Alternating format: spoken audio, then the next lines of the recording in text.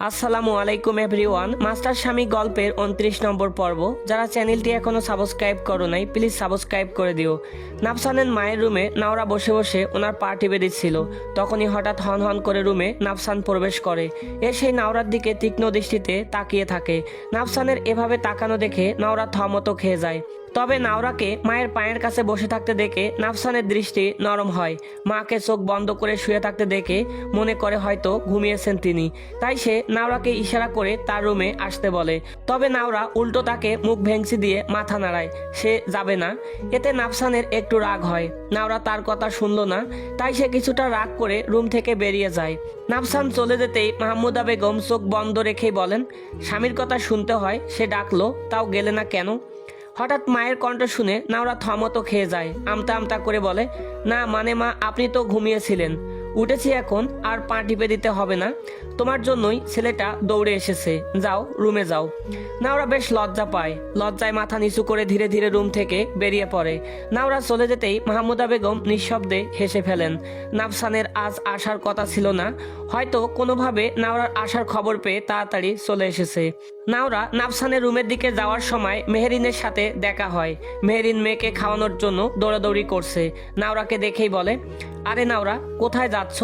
নাওরা আমতা আমতা করে বলে, up sir এসেছেন তো তাই। ও, নাফসানের রুমে যাচ্ছ? যাও তবে। দেখলাম দেবর আমার হন হন করে রুমে ঢুকে গেল। নাওরা নিজেকে ডিপেন্ড করে বলে, না মানে মা বলেছে যেতে, তাই আর কি। বুঝি বুঝি, আর বলতে হবে না, তাড়াতাড়ি যাও। আমি মেয়েটাকে ধরে খাওয়াই আগে, বড্ড দুষ্ট মেয়ে। নাওরার এর আগে মেহেরিনের মেয়ের মিষ্টির সাথে কথা হয়নি। মিষ্টির সাথে কথা হয়নি। সেদিন তো মিষ্টি বাবার সাথে বাইরে ছিল, তারপর যাও এসেছিল, তখন তো নাওরাই চলে যাচ্ছিল। তাই আর যে পরে কথা বলতে যায়নি, কারণ সে তো এসেছিল সাপিয়ার বড় বোন হিসাবে। তাই বেশি আদর দেখাতে গেলে সন্দেহ করে বসতে পারত। আপাতত নাফসানের সাথে কথা বলে এসে তারপর মিষ্টির সাথে দেখা করবে।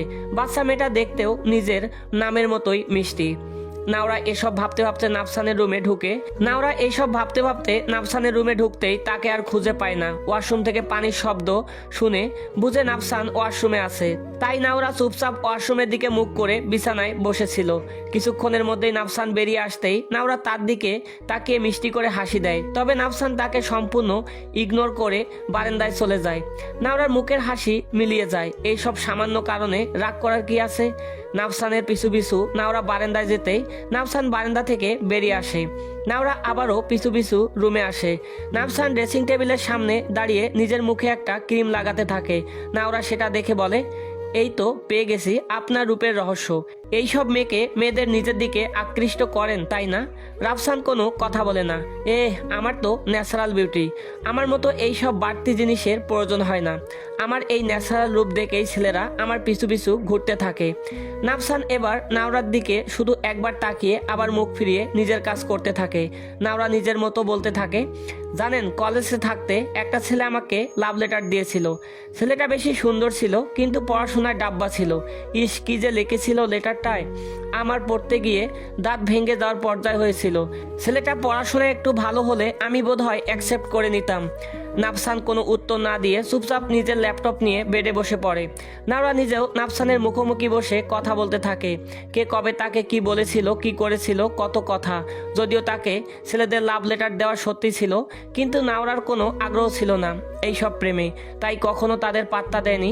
তবে নাফসানের সামনে এইসব একটু মশলা মিশিয়ে তার প্রেম কাহিনীগুলো বলছে। নাওরার কথার মাঝে হঠাৎই নাফসান তাকে একটা ধমক দেয়। সাথে সাথে নাওরা থমকে যায়। এমন আচমকা ধমকে সে একটু ভয় পেয়ে গিয়েছিল। পাশাপাশি তার একটু রাগও ওঠে। তাই একটু রাগ দেখিয়ে নাফসানের ল্যাপটপটা ঠাস করে বন্ধ করে দেয়। সমস্যা কি আপনার? একটু না হয় অবাধ্য হয়েছিলাম, তবে এসেছি তো নাকি? আমাদের কি পারিবারিকভাবে বিয়ে হয়েছে যে আপনার পিছু পিছু ঘুরবো? বোধ বুদ্ধি হারিয়ে ফেলছেন নাকি? এবার নাফসানও সামান্তালে বলে, তোমার বুঝি অনেক বুদ্ধি আছে? বাসায় যে আসছো আমাকে জানিয়েছো? আমার শ্বশুরবাড়িতে আমি আসবো, আপনাকে জানাতে যাব কেন? জামাই ছাড়া শ্বশুরবাড়ি পেলে কোথায়? আমার শ্বশুর আছে তাই শ্বশুর বাড়ি পেয়েছি, জামাই থাকলে জামাই বাড়ি পেতাম। জামাই ছাড়া শ্বশুর আসলো কোথা থেকে? নওরা ফট করে বলে, শ্বশুর তো নেই এখানে, উনি এখনো অফিসে, আসার পর দেখিনি একবারও। নাফসান থম মেরে বসে থাকে। কথার পৃষ্ঠে উত্তর যেন নওরার তৈরি থাকে। কিছু বলছেন না কেন? কথা বলার ভাষা হারিয়ে ফেলেছি। নওরা খিলখিল করে হেসে ফেলে। নওরাকে এভাবে হাসতে দেখে নাফসান মুগ্ধ দৃষ্টিতে তাকিয়ে থাকে। মাঝখানে কয়েকদিন নওরা বেশ চুপচাপ হয়ে গিয়েছিল, এখন আবারও আগের মতো স্বাভাবিক হয়ে গেছে। এই দুষ্ট মিষ্টি নওরাকে তো নাফসানের পছন্দ, এই চঞ্চল মেয়েটার উপরেই তো নাফসানের নজর পড়ছিল। যখনই জানতে পারলো এটা তার খুঁজতে থাকা সেই পিচ্ছি মেয়েটা, তখনই সিদ্ধান্ত নিয়ে ফেলে এই মেয়েটাকে আর কোথাও হারাতে দিবে না, একদম নিজের করে রেখে দিবে। সেই ফলস্বরূপ সেদিন পিচ্ছি মেয়েটা আজ তার বউ, তার জীবনসঙ্গী, তার অর্ধাঙ্গিনী। হঠাৎ নাফসান এগিয়ে এসে নাওরাকে জাপটে ধরে বিছানায় ফেলে নিজেও নাওরার উপর চলে আসে। নাওরা তো হাসি থামিয়ে থমতো খেয়ে তাকিয়ে থাকে। হঠাৎ নাফসান এমন কিছু করবে সে ভাবতে পারেনি। নাফসান নাওরার ঘাড়ে মুখ গুজে দিয়ে নাওরা শিউরে উঠে কাপা কাপা কণ্ঠে বলে, স্যার দরজা খোলা আছে। নাফসান ঘাড়ে চুমু দিতে দিতে বলে, তো কেউ চলে আসবে, আসুক বলেই নাফসান নাওরার ঠোঁট মিলিয়ে দেয়। নিমিষেই দুজনে এক অজানা আবেশে ভেসে যায়। কিছুক্ষণ পর নাফসান ঠোঁট ছেড়ে কপাল ঠেকিয়ে বলে, আমার সামনে তোমার ওইসব সো কল লাভ লেটারের কথা বলে আমায় জেলাস করার চেষ্টা করো না। আমি ওসবের পরোয়া করি না। তুমি এখন আমার বউ, আগে কখন কি করেছো ওইসব জেনে আমার কোনো কাজ নেই। নাওরা খুশি হয়ে নাফসানের দুই গাল টেনে বলে, আমার কুচুপু জামাইটাই। নাফসান নাওরার ঠোঁটে একটা মৃদু কামড় দিয়ে বলে, আমার দুষ্টু বউটাই। নাফসা হঠাৎ নিজের নামের এমন টান শুনে নাফসান সামনে তাকিয়ে নাতিশকে দেখে দ্রুত নাওরার উপর থেকে উঠে পড়ে। নাওরা তাড়াতাড়ি উঠে নিজের জামা কাপড় সামলে নাফসানের পিছে গিয়ে দাঁড়ায়। নাতিশ তো তাদের বিয়ের কথা জানে না, এখন যদি উল্টাপাল্টা কিছু ভেবে নেয়। নাফসান এসেছে শুনে নাতিশ রুমে ঢুকতে গিয়ে এখন পরিস্থিতি দেখে নিজেই লজ্জা পেয়ে অন্যদিকে ফিরে তাকায়। নাফসান নিজেও কিছুটা লজ্জা পেয়েছে। যতই হোক বড় ভাই তো, এভাবে এতটা অসতর্ক তো হওয়াটা উচিত হয়নি। আর নাওরা তো ইতিমধ্যে তার পেছনে লুকিয়েছে। নাফসান একটু গলা খাকড়ি দিয়ে বলে, কিছু বলবে ভাইয়া? ওই একটু কথা বলতাম আর কি, জরুরি না, পরে বললেও চলবে। পরে না, এখনই বলো। তারপর নাওরাকে সামনে টেনে এনে বলে, যাও ভাবির কাছে যাও। নাওরা নাতিশকে কোনো রকমের সালাম দিয়ে তাড়াহুড়ো করে রুম থেকে পালায়। নাওরা চলে যেতেই নাতিশ একটা শয়তানি হাসি দিয়ে বলে, একেই বোধ হয় রিভেঞ্জ অফ নেচার বলে। আমার সময় কম জ্বালাতন করিসনি, দোষ তো তোদেরই, দোষ তো তোমারই। দরজা নক করে আসুনি কেন? আমি কি জানতাম নাকি যে আমার ভাই রুমের মাঝে তার বউকে নিয়ে এহেম এহেম করছে? তো আমিও কি জানতাম নাকি যে তোমরাও ওভাবে ও হয়েছে? বাদ দাও, ছোট ভাইকে এসব বলতে লজ্জা লাগে না? লাগে বলেই তো তোর মিস মুনতাহার সামনে কিছু বললাম না। ওটা এখন আর মিস হবে না, মিসেস মুনতাহা। শোন, যেটা বলতে এসেছিলাম, তুই যেই ফাইলগুলোর কথা বলছিলি এনেছি সেগুলো বাবাকে বলা হয়নি এখনো। তুই অত বছর আগের ফাইল দিয়ে কি করবি? ভাইয়া তোমার মনে আছে জাহিদ আঙ্কেলের সাথে বাবার একবার একটু ঝামেলা লেগেছিল যে? মনে হয় কোনো টাকা পয়সা নিয়ে কিছু হয়েছিল। জাহিদ আঙ্কেল মনে হয় বেশ কিছু টাকা সরিয়েছিলেন। না ভাইয়া, উনি কিছুই করেনি। আমি খোঁজ নিয়ে দেখেছি সেই সময়টায় তিনি কোথাও টাকা ব্যয় করেননি। তাহলে অতগুলো টাকা কোথায় রাখবেন তিনি? তাহলে বলছিস জাহিদ আঙ্কেল কিছুই করেনি, তবে কে করেছে? শাহেদ খান। চাচ্ছু, মানছি চাচ্ছু আমাদের অনেক সর্বনাশ করেছে, তাই বলে এটাও যে চাচ্ছু করেছে, এটা কেমন মনে হলো তোর? আপন ভাই হয়ে যেখানে বিপদে ফেললো, সেখানে সামান্য কোম্পানির অ্যাকাউন্টিং ম্যানেজার হয়ে উনি এই কাজটা করবে না, তার কি মানে আছে? তুই একটা সাধারণ জিনিস দেখ, ওনার মতো একজন সাধারণ মানুষ এতগুলো টাকা সরিয়ে কোথায় রাখবে? হয়তো কোনো জমি কিনবে, নয়তো কোথাও খরচ করবে বা অ্যাকাউন্টে রাখতে পারে। কিন্তু ওনার হিস্ট্রি চেক করে আমি এইসব কিছু পাইনি। তার মানে ওনাকে নিশ্চয়ই ফাঁসানো হয়েছে। তোর কথা অনুযায়ী বাবার তবে সব জানার কথা।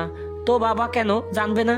তখন আমাদের কোম্পানি অনেকটাই শাহেদ খান সামলাতো। বাবা তো ওনাকে অনেক বিশ্বাস করতেন, সেই হিসাবে শাহেদ খান যা বলেছে তাই বাবা বিশ্বাস করেছে। আচ্ছা, মানলাম তোর কথা। এখন কি করতে চাস? এই ফাইলগুলো দিয়ে কি করবি? একটু চেক করব, দেখি কিছু পাওয়া যায় কিনা। হঠাৎই নাতিশ বলে, তুই তো ব্যবসার ব্যাপারে ভালো বুঝিস, তাহলে আমাদের কোম্পানিতে জয়েন হচ্ছিস না কেন? আমার উপর থেকে একটু প্রেশার কমতো তবে।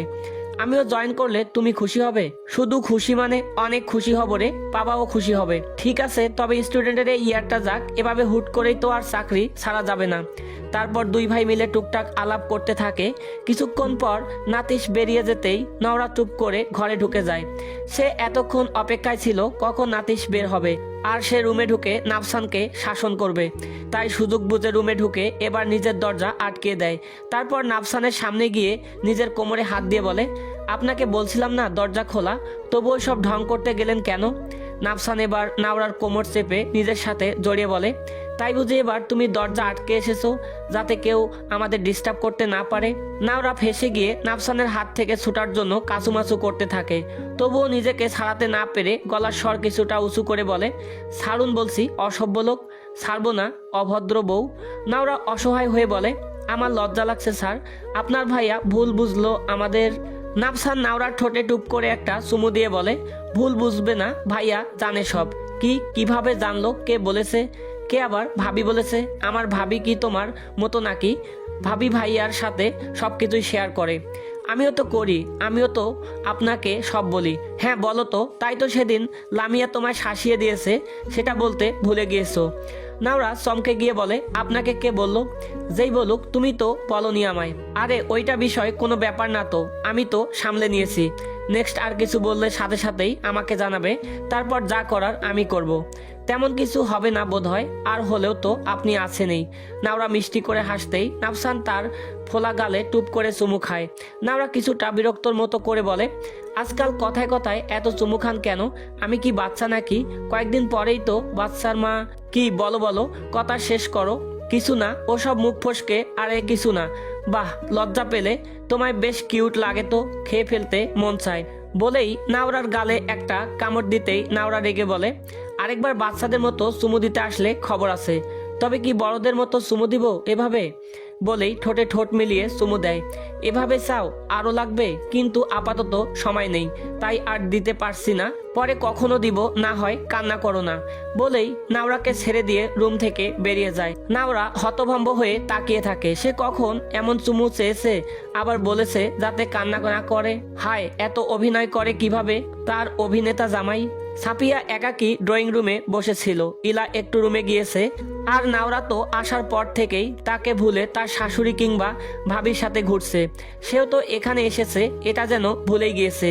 হঠাৎই পাশে কেউ বসেছে অনুভব করে তাকিয়ে দেখে নাহিল হাতে ফোন নিয়ে বসে আছে। সাফিয়ার হঠাৎ আগেই লজ্জা আবারও মাথাছাড়া দিয়ে উঠল। সে কাচুমাচু করে বসে থাকে। নাহিল ফোনের দিকে চোখ রেখেই নিচু স্বরে বলে, তখন ইলা বলল তার বান্ধবীর দিকটা ভেবে দেখতে। তো ভাবলাম আমি বুঝলে আমি আবার আমার বোনের কথা ফেলতে পারি না, তাই বোনের কথা ভেবেই তার আচার খাওয়া বান্ধবীর কথা অনেক ভাবলাম। এই অল্প সময়ে এতটাই ভেবে ফেলেছি যে আমি ভবিষ্যৎ চিন্তাও করে ফেলেছি। তো এত যে তোমার কথা ভাবলাম, নোটিফিকেশন যায়নি তোমার কাছে?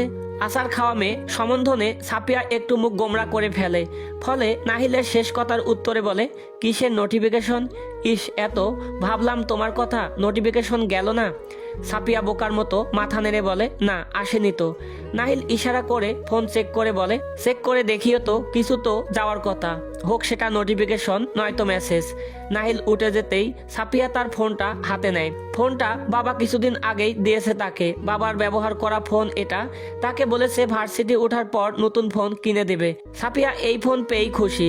সে তার ফোনটা অন করে নাহিলের ফ্রেন্ড রিকোয়েস্ট দেখতে পায়। সাথে মেসেজে লেখা ছিল, হ্যালো বেআইন, পাশাপাশি নিকনেম সেট আপ করা আচার খাওয়া মেয়ে। সাফিয়ার ফোন সাইলেন্ট ছিল বলে কিছুই টের পায়নি। তবে নাহিলের এভাবে তার আইডি খুঁজে মেসেজ দেওয়ার দেখে তার মুখে হাসি ফুটে ওঠে। দূর থেকে সাফিয়ার হাসি দেখে নাহিল বুঝে তার রাস্তা আপাতত ক্লিয়ার আছে। চ্যানেলটি যারা এখনো সাবস্ক্রাইব করো নাই, প্লিজ সাবস্ক্রাইব করে দিও। ধন্যবাদ সবাইকে।